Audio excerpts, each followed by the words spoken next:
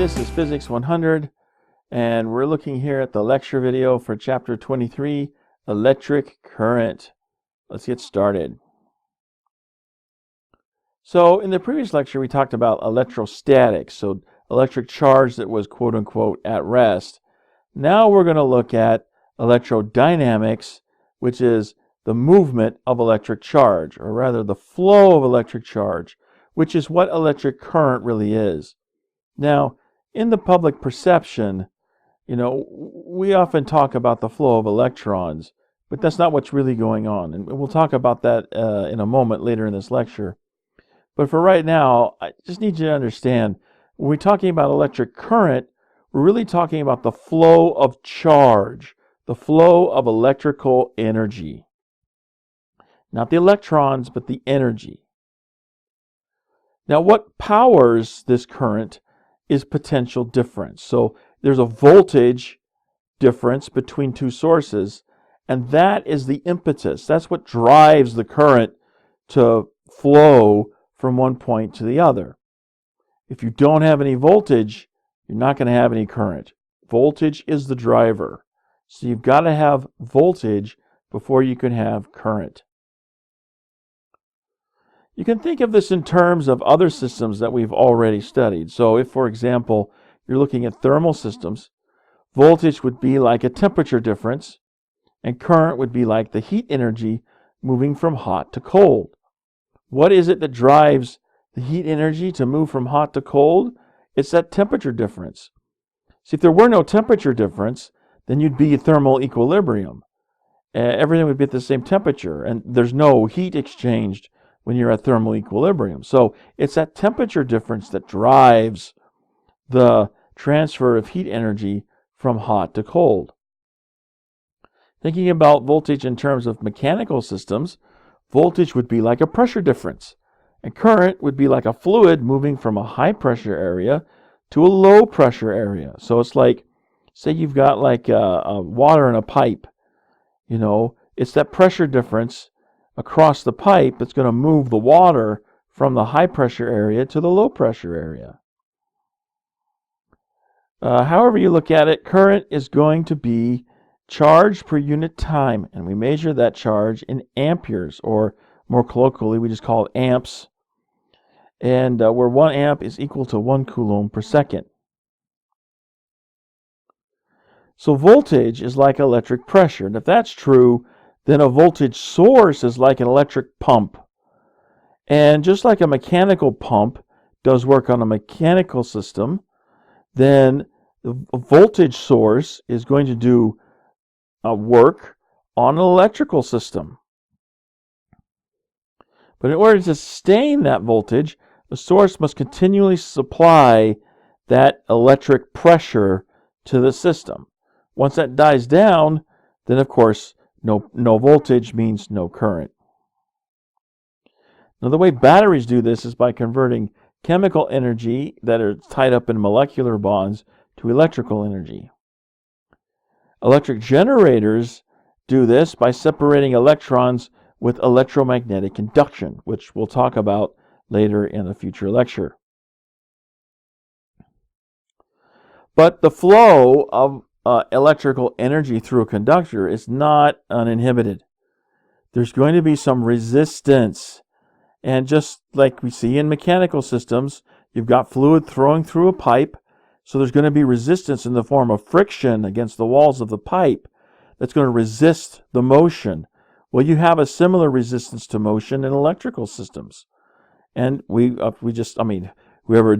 came up with the name with this was bright. Let's say, yeah, it's resisting the motion of electric charge, so let's just call it resistance. Brilliant. Well, resistance in electrical systems depends on a number of things, as you can see here. So changing the thickness will change the resistance. Changing the length will change the resistance. The length being the length of the conductor. The conductivity of the conductor. Different materials conduct differently. So some materials are better conductors than others. And that material property that we measure is called conductivity. And temperature. You change the temperature, you'll also change the resistance. So what lowers the resistance? Well, increasing the thickness of your conductor. That makes sense because it's like increasing the size of your pipe. You get a bigger pipe, you've got more room for the water to flow through, and there's less resistance. Again, shorter length, it's going to be a lower resistance. Okay, there's not going to be as much. Shorter length means there's fewer obstacles in the way, as opposed to a longer length. You've got more obstacles in the way. Lower temperatures are going to lower resistance as well. So the lower the temperature, okay, the less things are vibrating, the more they stay in place. And if everything stays in place, then there's less chance that something's going to move in your path. And so you've got less resistance. Of course, you can't change the conductivity of a material because it's a material property. So it's based on the way the atoms are arranged. So you change that, then you're actually changing your material to get a different conductivity. So you can change the resistance with a set material by increasing the thickness, decreasing the length, and lowering the temperature. We use ohms as the unit for our resistance, and this is in honor of the German physicist George Simon Ohm, who first came up with the idea of resistance being connected with voltage and current. We represent ohms with the Greek letter omega. So you kind of look at this, looks kind of like a guy that they cut in half, and you're looking at his legs and feet. That's the Greek letter omega. Now, as I said, George Simon Ohm was the one who discovered Ohm's law. And the unique thing about Ohm's law is that it was entirely empirical, which means we didn't derive it by doing a bunch of math from a theoretical consideration. Ohm's law was discovered through experimentation. So here's Ohm. He's got his experiments. Glass tubes of various lengths and diameters filling with salt solution. He's applying a voltage across the tube, and he's measuring the resistance and the current for each of those tubes. Well, he takes the data from his experiments and he looks at them and he notices a pattern. And the pattern that he notices is that if he takes the current and multiplies by the resistance, then that gives him the voltage that was applied across that tube. And it was true for pretty much every tube that he tested. So this is where he came up with the law that bears his name, Ohm's law. V equals IR, where V is the voltage in volts, I is the current in amps, and R is the resistance in ohms. Today we think about Ohm's law as being this basic fundamental law of electrical circuits, and a lot of us take it for granted. But keep in mind, when he first introduced this in a paper he published in 1827, it was not at all well received. Many critics in the scientific community called his work, quote, a web of naked fancies, unquote. The German Minister of Education chimed in, declaring, quote, a professor who preached such heresies was unworthy to teach science. And I mean, he really had his cards stacked against him. Of course, time and repeated experience with other experimenters proved him right. And so, the scientific community came around. But there at the beginning, oh no, he was not well received at all. But, that's the case it is with anything that's really great. Typically when it first comes out, it's not well received, and it takes the larger public more time to catch on to the vision of what's going on. So, now we know Ohm's law. I'd like you to use Ohm's law to calculate some currents here in your workbook. So here you've got a table. You've got 3 different resistors, and you can connect them to 2 different power sources. So you've got a 9-volt battery, and you've got you plug it into an outlet in your home. Of course, in your home, typically in the typical home in the United States is running 120 volts out the outlet. So you've got 2 different sources of voltage here, and you've got 3 different resistances. So use Ohm's law to figure out what's the current in each of those scenarios. So go ahead, stop the video here, run your calculations, and then when you're ready, come back and let's see how you did. Okay, let's see how you did with this. So starting with the 3 ohm resistor, hooking it up to the 9-volt battery. So we start with Ohm's law, V equals IR, and we're going to substitute in what we know. So 9 volts is going to be equal to the current, which we don't know, times 3 ohms for the resistor.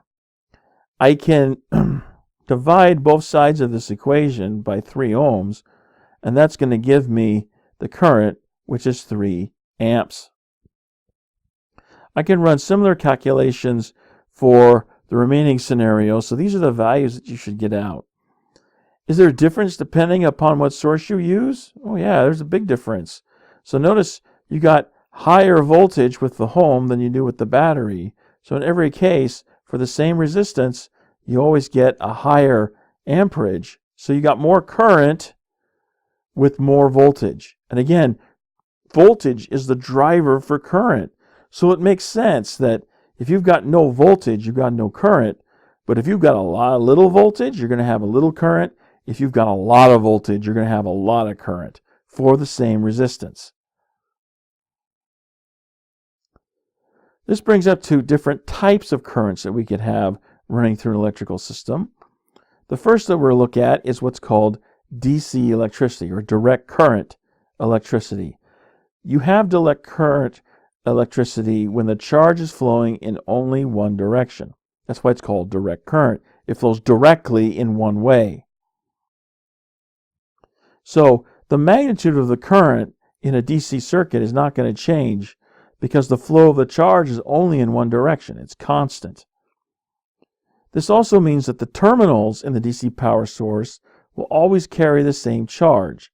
So a positive terminal will always be positive, and a negative terminal will always be negative.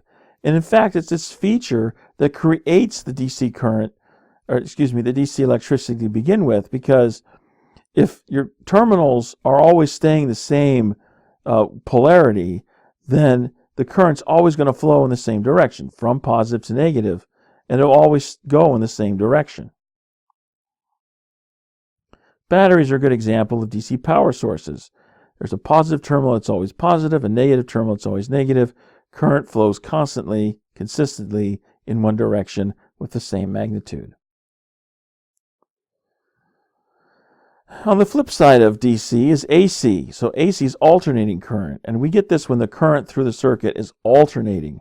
So in other words, one moment it's going one direction, then the next moment it's flipping back and going the other direction, and it just constantly alternates directions there, going back and forth. This means that in an AC circuit, the magnitude of the current is constantly changing because the flow of the charge is changing directions. And this is because the terminals in an AC power source are constantly alternating between positive and negative charge. So, one side will be positive, the other side will be negative, and then those flip-flop, and what was positive is negative, what was negative is positive. And so now, because the polarity of your terminals is flipped, the direction of your current is going to alternate too. And so if it keeps flipping back and forth, which it does in an alternating circuit, then that's what you're going to get with alternating current. The current's going to flow one way, and it's going to flow the other way, and it's going to flow back the other way, and it's going to keep going back and forth. And it's that alternating of the polarity of your terminals that causes the current to flow back and forth.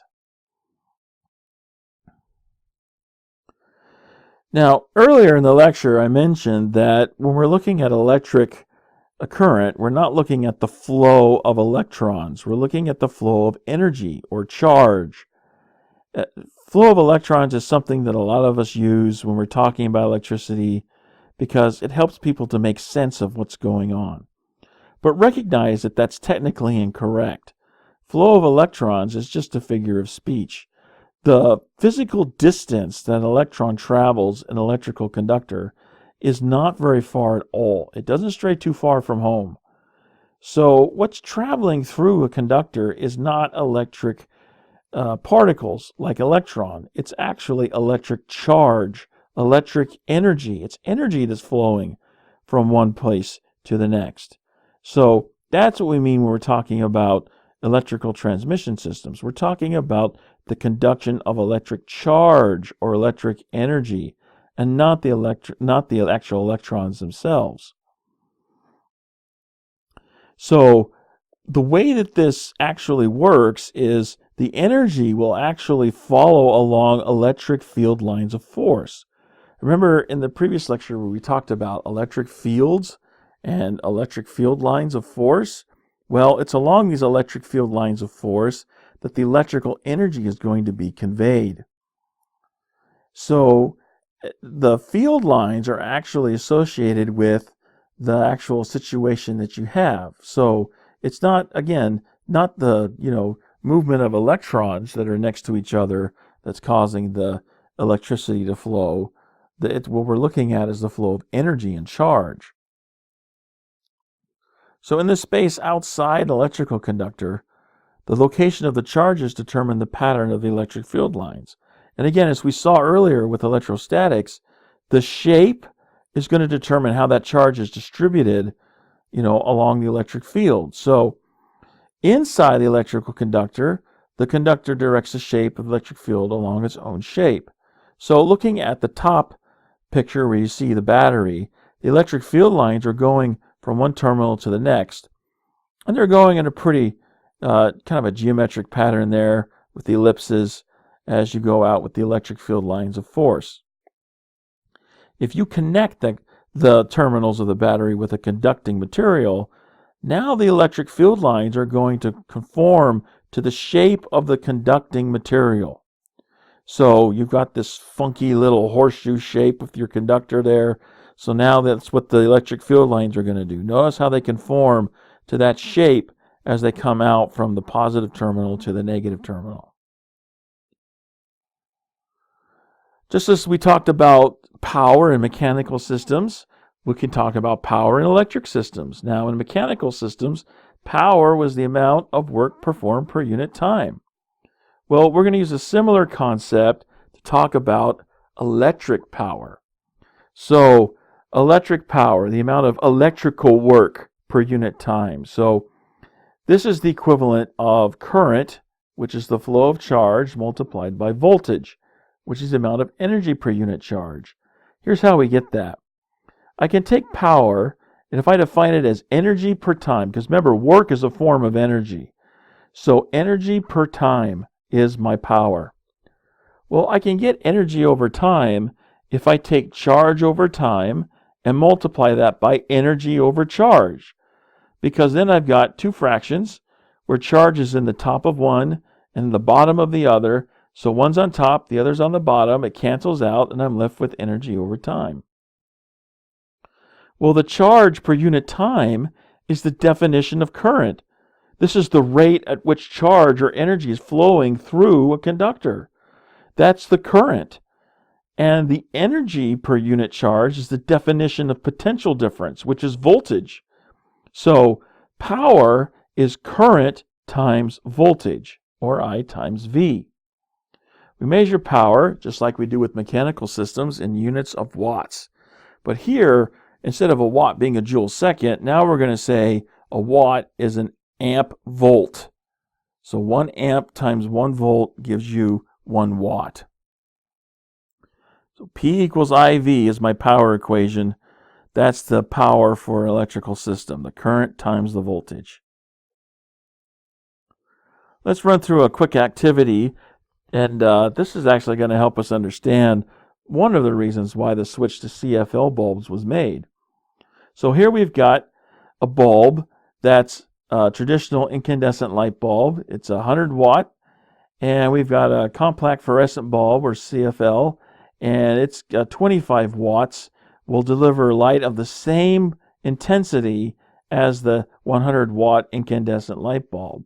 So now what I'd like you to do is stop the video, and in your workbook, calculate, how much current each one of these light bulbs is going to draw in an average home.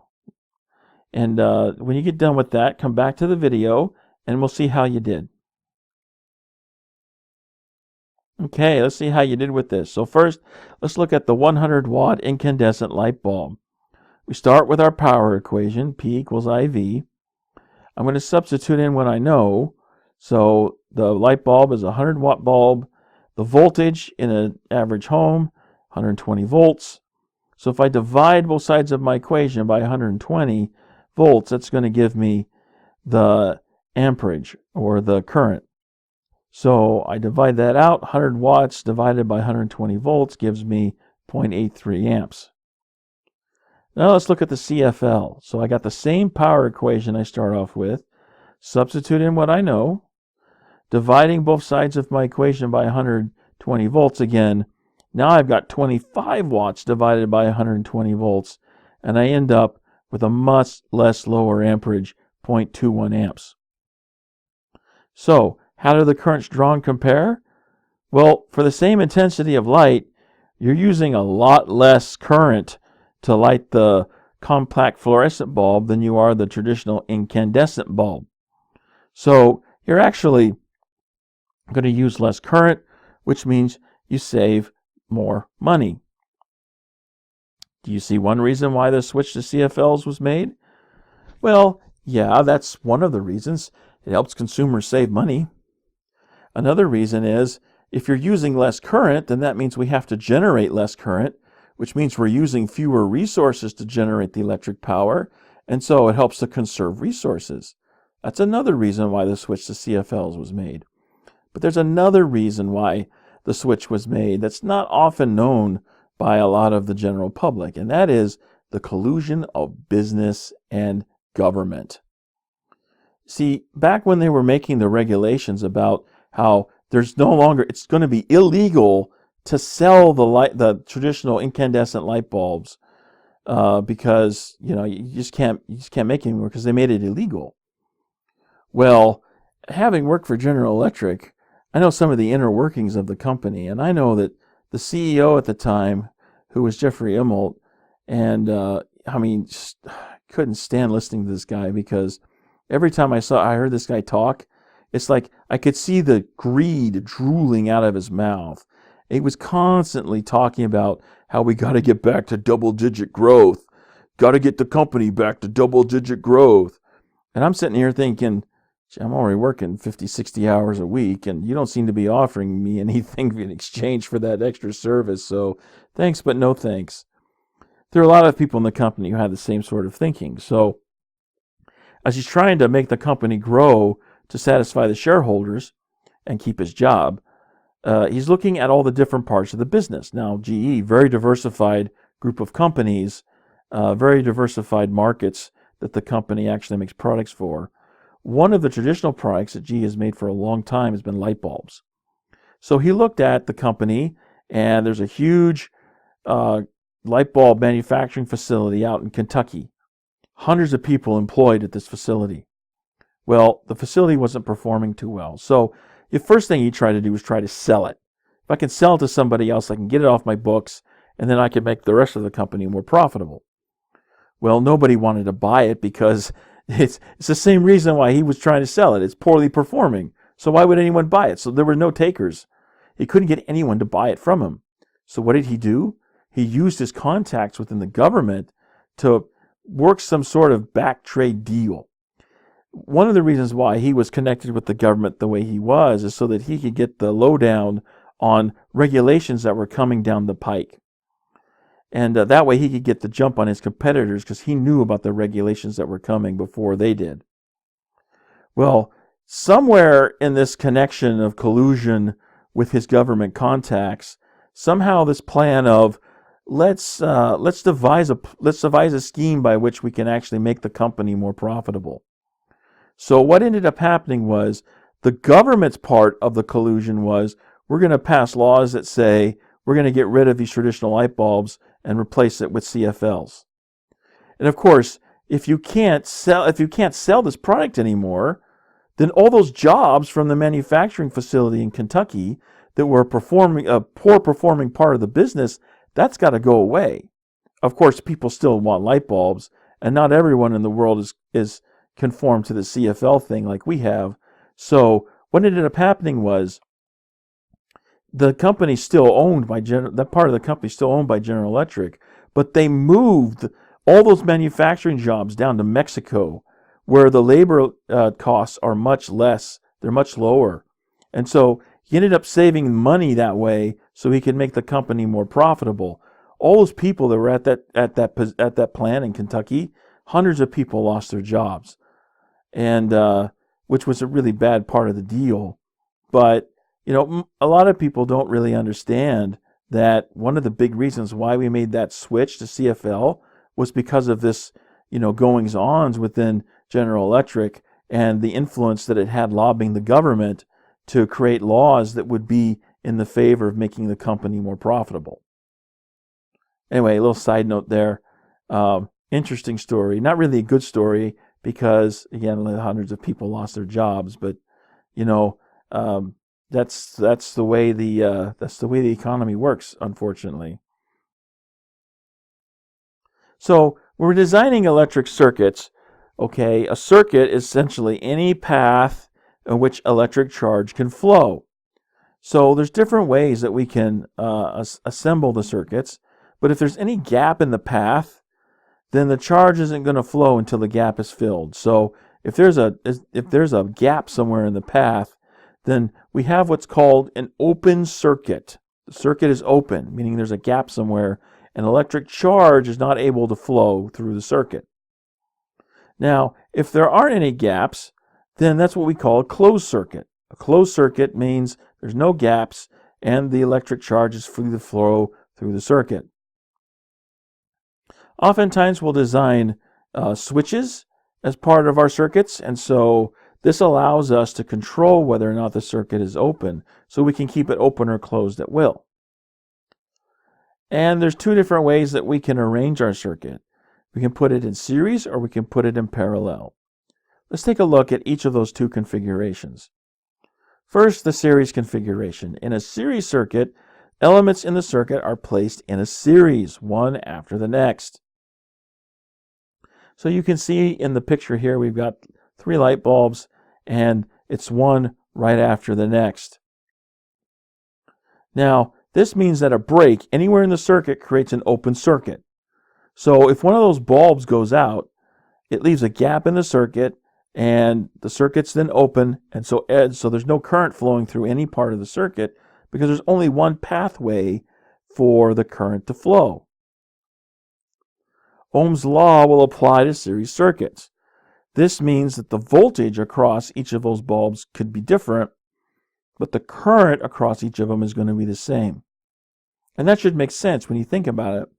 If there's only one path for the current to flow through, then the current's going to be the same for that one pathway through each of the elements. The other way to organize elements in a circuit is with a parallel configuration. Now, in a parallel circuit, what we're doing is we're providing more than one pathway for the current to flow. And each of these pathways are said to be in parallel with each other. And the advantage of a parallel circuit is that it doesn't really create an open circuit necessarily if you've got a gap in the circuit. So a gap in one of those multiple pathways, well, okay, so the bulb burns out. Well, guess what? The current can still flow through one of those other pathways.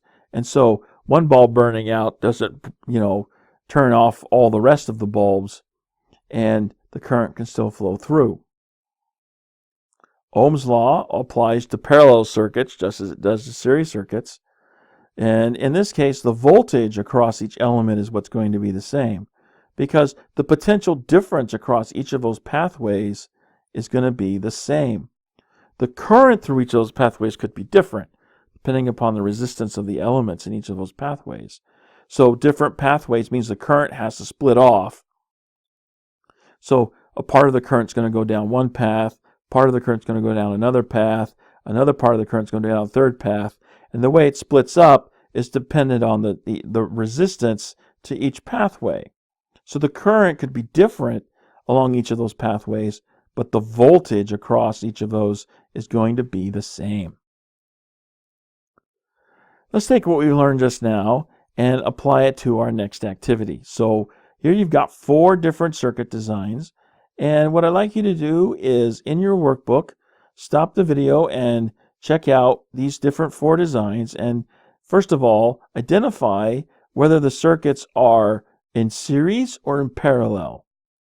And then between voltage and current, identify which of those two elements is going to remain the same. So is it voltage that's going to remain the same across each element, or is it the current that's going to remain the same through each element? So go ahead, stop the video, take a moment to complete this, and when you get done, come back and we'll see how well you did. Okay, let's see how well you did with this. So circuit number 1. Here we have 3 resistors, and they are arranged in series, one right after the other. There's one pathway for the current to travel. It has to go through all the elements in succession. That's a series circuit. And in a series circuit, the current remains the same through each element. So each of these elements will see the same current. There's only one pathway for the current to travel, so the current's going to remain the same. Circuit number 2. This is a parallel circuit. Notice how the resistors are, there's more than one pathway for the current to flow through the resistors. So the resistors are said to be in parallel. And in a parallel circuit, the voltage across each element is what remains the same. Circuit number 3, you've got another series circuit. And in a series circuit, it's the current that remains the same. Only one path for the current to flow, so each of those elements sees the same current. Circuit number 4, again, another series circuit, so the current's going to remain the same through each of those elements. I'm going to talk for a minute about overloading. This was a particular problem back in the early days of the electrical power industry. It's only because we didn't know a lot about what we were doing. A lot of stuff we've learned by trial and error. And one of the things we learned by trial and error was the concept of overloading. Today, we wire houses in parallel so that each room is offering the same voltage. Remember, it's voltage that's the same across each element in a parallel circuit. So we want the room, each of the different outlets in each of the different rooms to have the same voltage. So that means we'll have to wire them in parallel. Well, this means that each appliance you plug in to use electric current is drawing electricity from the power lines. And the amount of current an appliance draws depends upon its resistance, just like Ohm's law says. So the voltage is set, but the resistance is going to be different depending upon what it is you're plugging in. So lower resistance means you're going to have higher voltage. Higher resistance means you're going to have lower voltage. Lower amperage, because V equals IR. So every time you plug something in, you're actually adding to the total amount of current that you need to draw from the power lines into the house. And if you draw in too much amperage, you've got too much electric current flowing through, then you get what's called overloading. You've got excessive current generating heat that can lead to fires. And there have been multiple instances where this has happened. To help prevent this from happening, we use fuses in a lot of the electrical systems that we install, not only in residences, but also in businesses and public buildings and pretty much everywhere. And there's, the old type fuses basically had internal parts that were designed to melt and create an open circuit when they were overloaded. So when you overload the circuit, all that extra juice, so to speak, is going through the fuse. Well, the excess heat, they actually designed this intentionally to have a certain thickness and a certain width and length, so that when you put excessive voltage through, they actually know how much heat is needed. So they design this so that the heat that's generated will actually melt the wire, the connection there, and it creates a gap in the circuit. Well, if there's a gap, it's an open circuit, electric charge can't go through, and therefore, whatever it is you're trying to protect is protected. The problem with fuses is that once you get the overloading, they get used up and you can't reuse them. And this was a good solution, but it also turned out to be a very costly one. So to reduce the cost, but still maintain the effectiveness, somebody came up with the idea of a circuit breaker. It performs the same function, but it uses magnets or bimetallic strips. So, as we'll learn later when we study about magnetism, there's a magnetic field associated with the electric field. And, of course, you increase the amperage going through, you're going to increase the electric field. That's going to be related to the magnetic field that's created, and it's going to interact with magnets there. And what magnets end up doing is it ends up pushing, causing a magnetic force that actually ends up tripping the switch and opening the circuit. So now no more current can flow through. The advantage of the circuit breaker is that you can just reset them and use them over and over again, because it's a magnetic force that's causing the circuit to open.